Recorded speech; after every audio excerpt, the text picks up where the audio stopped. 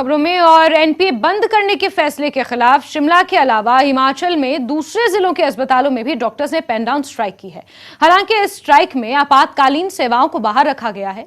इस स्ट्राइक का असर मरीजों पर पड़ रहा है, लेकिन डॉक्टर्स का साफ कहना है कि उनकी स्ट्राइक तब तक चलती रहेगी जब तक सरकार एनपीए बंद करने की अधिसूचना वापस नहीं ले लेती।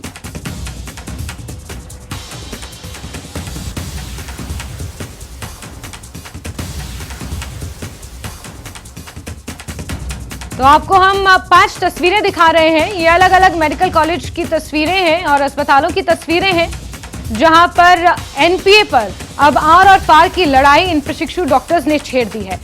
एनपीए को लेकर जो अधिसूचना हाल ही में सरकार ने जारी की है, उसके खिलाफ सभी प्रशिक्षु डॉक्टर्स लामबंद हो गए हैं और अधिसूचना वापस लेने की मांग कर रहे हैं।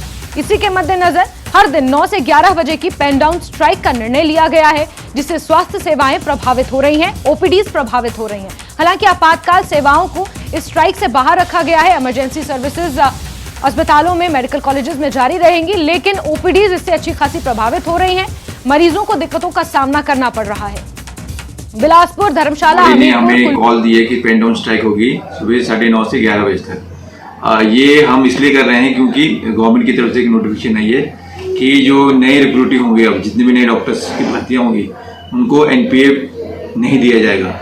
तो हम बेसिकली ये चाहते हैं कि इसको वापस सरकार इमीडिएटली इसको विड्रॉ कर ले, और जैसे पहले चलता है कि एनपीए जरूरी है, it is part of the pay.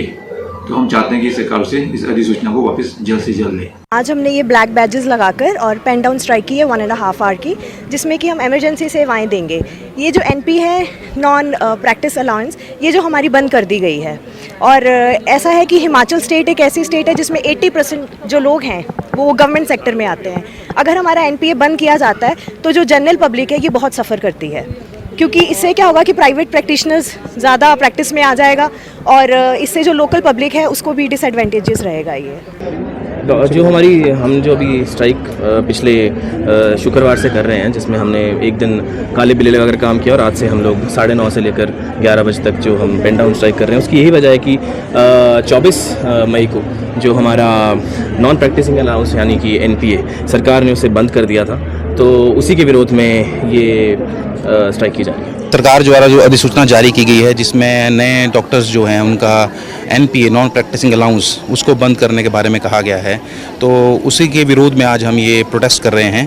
हमारी तरफ से एक साइलेंट प्रोटेस्ट है, सरकार को ये बताने के लिए कि इस अधिसूचना की क्या खामियां हैं, जिससे आने वाले जो नए प्रशिक्षु डॉक्टर्स हैं बहुत ही ज़्यादा हतोत्साहित होंगे। तो हम सरकार से रिक्वेस्ट है हमारी कि इस अधिसूचना को वापस लिया जाए। ये हमारी जॉइंट एक्शन कमेटी जो है उसका निर्णय है पेन डाउन स्ट्राइक को 2 घंटे की मॉर्निंग में करने के लिए, और फर्दर फिर अगर कोई इसके ऊपर कोई निर्णय जल्दी से नहीं हुआ तो फिर हम अगला further course of action decide करेंगे। तो ये कहना चाहती हूँ कि सरकार ने जो निर्णय लिया एनपीए को वापस लेने का, ये बिल्कुल भी चिकित्सकों के हित में नहीं है। ये हमारा मनोबल तोड़ने वाला है और इससे हमारे भविष्य के साथ खिलवाड़ हो रहा है। और हम डॉक्टर्स इतने मेहनत कर रहे हैं, दिन रात मेहनत करते हैं, 24 आवर हम सेवाएं देते हैं और हम इतने मेहनत कर रहे हैं, फिर सरकार अब हमें एनपीए भी नहीं देगी, तो फिर इससे हमें डिमोरलाइजेशन हो रही है और बहुत से बच्चे जो हैं आगे प्राइवेट प्रैक्टिस स्टार्ट करेंगे, तो फिर ऐसा होगा कि इवेंचुअली जो है ये जनता पे भारी पड़ेगी और उनका खर्चा बढ़ेगा।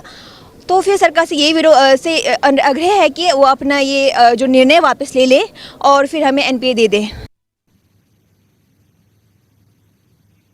और राजेंद्र हमारे सहयोगी इसी खबर पर ज्यादा जानकारियों के साथ जुड़ गए हैं। राजेंद्र, आज भी पेन डाउन स्ट्राइक रहने वाली है डॉक्टर्स की पूरे प्रदेश भर में, और लगातार जिस तरीके से पेन डाउन स्ट्राइक की वजह से ओपीडीज प्रभावित हो रही हैं, मरीजों को दिक्कतों का सामना करना पड़ रहा है। इस बीच बयान भी सामने आया है स्वास्थ्य मंत्री का, और उन्होंने साफ कहा है कि सरकार की माली हालत सही नहीं है, ऐसे में सबको ध्यान देना चाहिए, लेकिन डॉक्टर्स पीछे हटने को तैयार नहीं है। राजेंद्र। बिल्कुल जास्मीन, और इन सब का खामियाजा मरीजों को भुगतना पड़ रहा है। सुबह 9:30 बजे ओपीडी शुरू होती थी, लेकिन अब 11 बजे के बाद ओपीडी शुरू हो रही है। ऐसे में लंबी कतारें हमने पिछले कल भी देखी, चाहे शिमला के आईजीएमसी अस्पताल की बात हो, दीनदयाल उपाध्याय अस्पताल की बात हो, या फिर कमला नेहरू अस्पताल की बात हो, पूरे प्रदेश में इसी प्रकार का आलम था।